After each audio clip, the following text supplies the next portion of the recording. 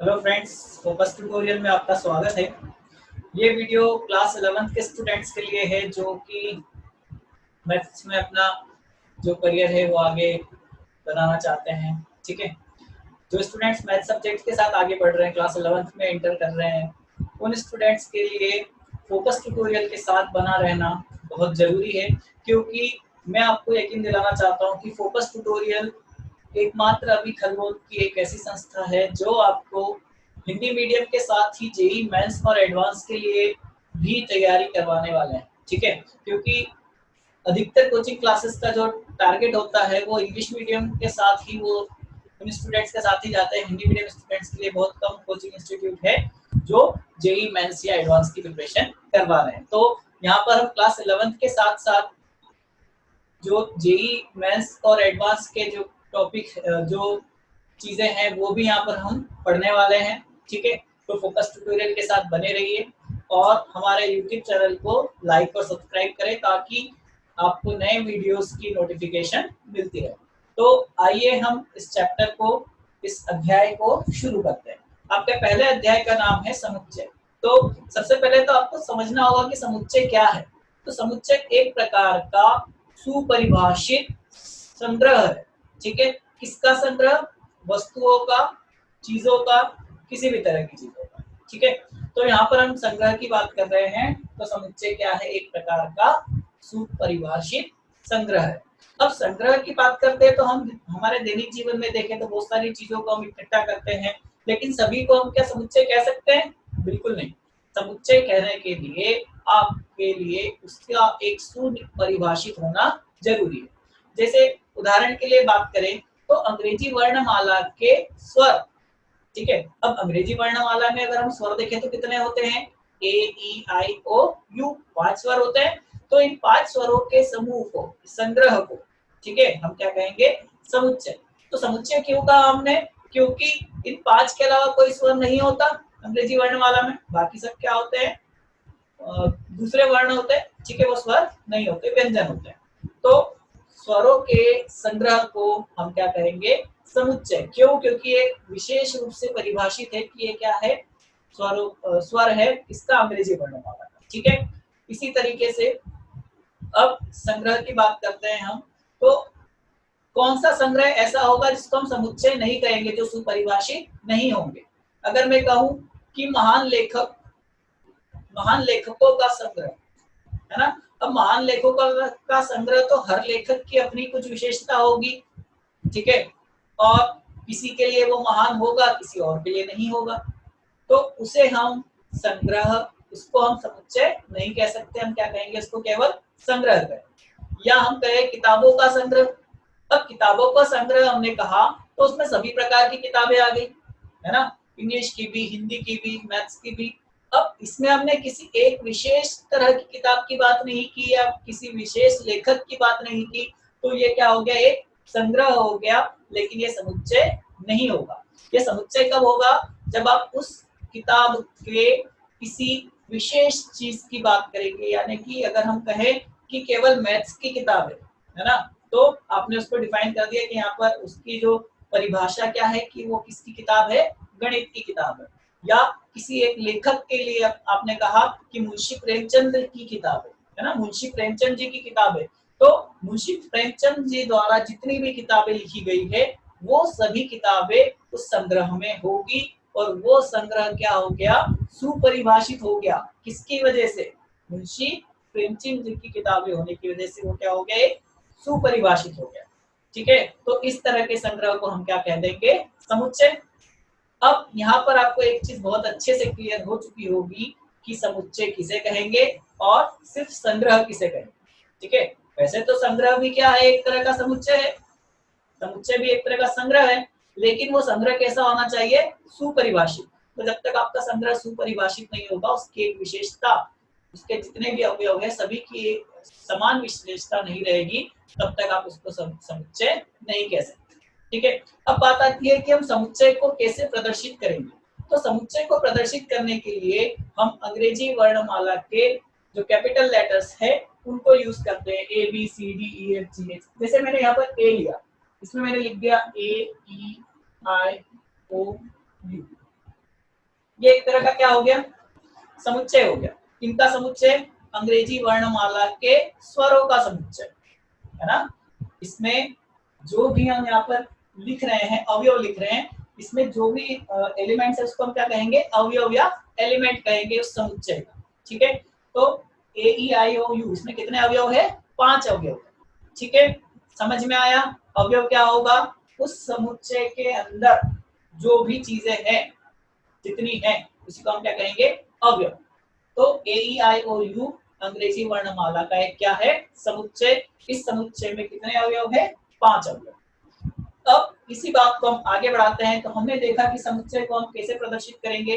समुच्चय को हम प्रदर्शित करने के लिए हम क्या करेंगे, एक मंझला कोष्ठक होता है ना। कोष्ठक यहाँ पर 3 तरह के होते हैं, बड़ा कोष्ठक, मंझला कोष्ठक, छोटा कोष्ठक। ठीक है, ये आपने पहले ही पढ़ रखा होगा, आपको इसके बारे में जानकारी है।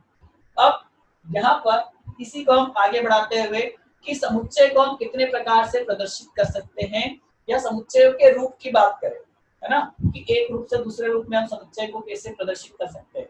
तो यहाँ पर हम समुच्चय के 2 रूपों की बात करेंगे।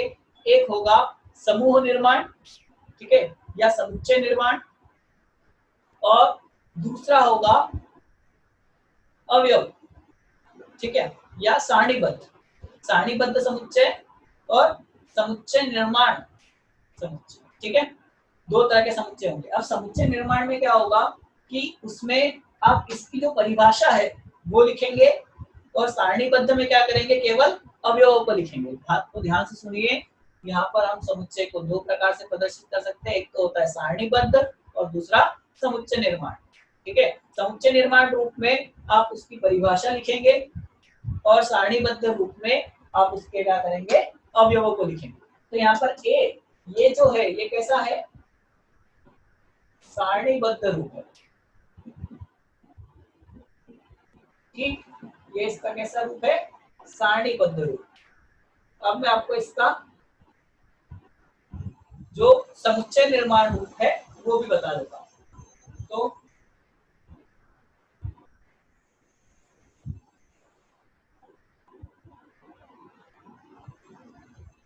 समुच्चय निर्माण रूप, अब इसका समुच्चय निर्माण रूप कैसा होगा उसको भी आप समझ लीजिए। मैंने ए को लिख दिया। अब मैंने आपको यहाँ पर क्या बताया था कि समुच्चय निर्माण में हम क्या देंगे, उसकी परिभाषा देंगे। अब ए की परिभाषा क्या है, तो ए क्या है, तो यहाँ पर हम लिख देंगे एक्स इस प्रकार से कि एक्स एक प्रकार का, या फिर हम सीधे सीधे लिख देंगे अंग्रेजी वर्णमाला के स्वरों का समुच्चय।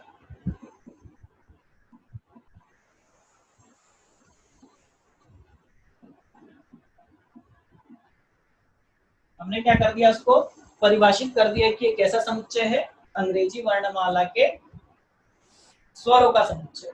ठीक है, अब इसके आगे हम बात करते हैं। तो यहाँ पर आपने उसको 2 तरीके देख लिए कि आप इसको कैसे लिखेंगे, सारणीबद्ध रूप में कैसे लिखेंगे और समुच्चय निर्माण रूप में कैसे लिखेंगे। तो आपकी जो पहली जो एक्सरसाइज है ना, आपकी पहली जो प्रश्नावली है, उस प्रश्नावली में आपको इसी तरह के प्रश्न मिलेंगे, जहां पर आप क्या करेंगे, इसको सारणीबद्ध रूप से समुच्चय निर्माण में रूप में और समुच्चय निर्माण रूप से सारणीबद्ध रूप में लिखने वाले हैं। ठीक है, तो आइए कुछ यहाँ पर हम और उदाहरण देखते हैं, जिससे आपको ये सारी चीजें और अच्छे से क्लियर हो जाएगी।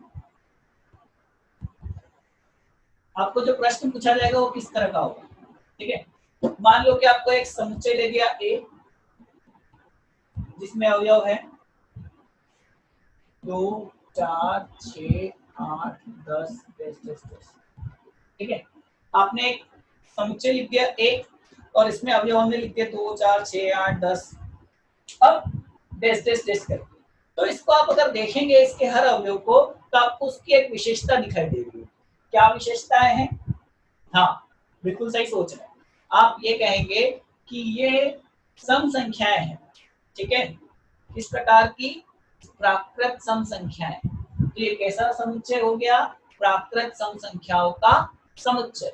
तो जब हम इसको इसके समुच्चय निर्माण रूप में लिखेंगे तो हम कैसे लिख देंगे, इसके समुच्चय निर्माण रूप में आप उसको लिखेंगे ए बराबर, कैसा रूप है, समुच्चय निर्माण, ठीक है। समुच्चय निर्माण रूप में आप इस ए को लिखेंगे x इस प्रकार से कि x एक सम प्राकृत संख्या है। अब यहाँ पर आप सोच रहे होंगे सर ये x क्या है, तो x का मतलब प्रत्येक अवयव के लिए हम बात करें, ठीक है। प्रत्येक अवयव जो है इसका वो किस प्रकार का अवयव है, एक सम प्राकृत संख्या है। जितनी भी प्राकृत संख्याएं हैं, अब इसमें हमने आगे क्या करा है, डैश डैश डैश, मतलब इसके आगे अनंत तक जो है प्राकृत संख्याएं हम लिख देंगे किस प्रकार की, सम प्राकृत संख्या, ठीक है। सम और विषम का हमको अंतर पता है, ऐसी संख्याएं जो 2 से विभाजित होती है वो क्या होती है, सम प्राकृत संख्या, और जो 2 से विभाजित नहीं होती वो क्या होती है, विषम प्राकृत संख्या। तो आपने क्या कर लिया, ये कौन सा रूप है, ये आपका सारणीबद्ध रूप है। सारणीबद्ध रूप में हमेशा आपको क्या मिलेंगे, सिर्फ अवयव मिलेंगे, ठीक है। और अवयव निर्माण, समुच्चय निर्माण रूप में आपको क्या मिलेगा, उस समुच्चय के लिए परिभाषा मिलेगी कि वो किस तरह से परिभाषित है, ठीक है। अब इसको अगर आप चाहो तो एक और तरीके से लिख सकते थे। एक और तरीके से कैसे लिख सकते थे, या a बराबर x is such that x equals to 2n, ठीक है। x इक्वल्स टू 2n, जहां n क्या होगा, बिलोंग्स टू नेचुरल नंबर। ये किसका सिंबल है, बिलोंग्स टू। बिलोंग्स टू मतलब उसमें वो उस सेट से संबंध रखता है। बिलोंग्स टू का हम क्या कह सकते हैं, एक तरीके से संबंध रखता है, ठीक है। तो n बिलोंग्स टू या उसमें अवयव है, इसमें सारे अवयव किससे बिलोंग्स कर रहे हैं, यहाँ पर नेचुरल नंबर मतलब प्राकृत संख्याओं के समूह से। आपको पता है कि हम प्राकृत संख्याओं को किससे दर्शाते हैं, कैपिटल N से। तो इस तरीके के क्वेश्चन को समुच्चय निर्माण में हम 2 तरीके से लिख सकते हैं। एक तरीका हमने क्या लिखा कि हमने सीधा एक परिभाषा लिख दी कि वो क्या परिभाषित है, एक से एक प्राकृत संख्याओं का समुच्चय है। और दूसरी परिभाषा हमने यहाँ पर क्या दी, x is such that x equals to 2n, ठीक है। अब 2n, n का मतलब क्या है, यहाँ पर क्या हम ले रहे हैं, प्राकृत संख्या है। प्राकृत संख्या आप जानते हैं कहाँ से शुरू होती है, 1 से। तो जरा आप देखिए, अगर 2 into 1, 2 गुणित 1, वो n की जगह क्या रखा, 2, 2 दूनी 4, 3 रखा 6, 4 रखा 8। इस तरह से आपको क्या मिलते जाएंगे, इस सेट ए के अवयव मिलते जाएंगे, जहां पर n क्या लेंगे आप, प्राकृत संख्याएं 1 से लगाकर अनंत तक, तो आपको क्या मिलता जाएगा, आपका सेट ए मिलता जाएगा, ठीक है। तो उम्मीद करता हूं कि आपको ये सारी चीजें समझ में आई होगी।